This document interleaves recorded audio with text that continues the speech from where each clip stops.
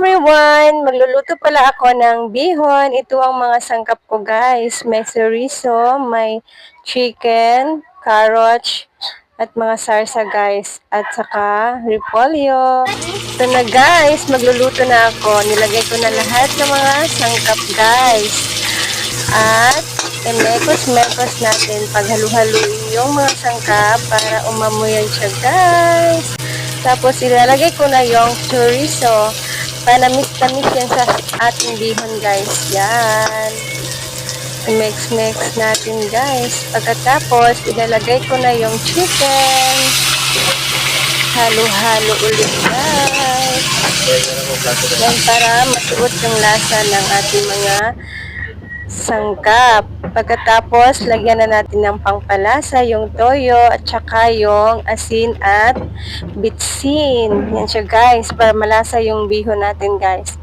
Saka, lagyan ko ng konting tubig. At hintayin natin kumulo yan siya guys. Mekos-mekos ulit. Pagkatapos, lalagyan ko ng Knorr cube.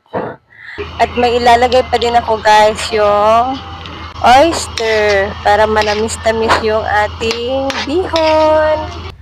Yan. At ilalagay ko na yung carrots guys.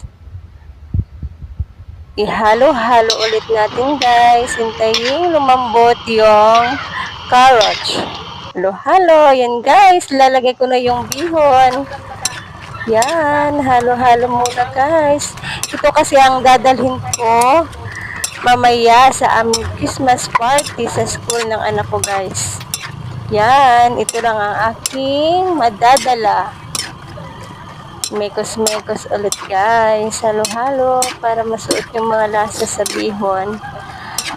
Katapos yan guys, ilalagay ko na yung repolyo. Yan, maglagay na ako ng repolyo guys. Sarap din yan siya sa bihon. Bagay na bagay din yan siya guys. Yan, mekos-mekos ulit. Halo ulit guys. Yan. Pagkatapos guys, pagkatapos yung mahalo at naluto na yan siya guys. At pagkatapos guys, luto na yung bihon namin guys. Kaya tikiman na. Ito na guys, luto na ang aking bihon. Tikman na natin guys.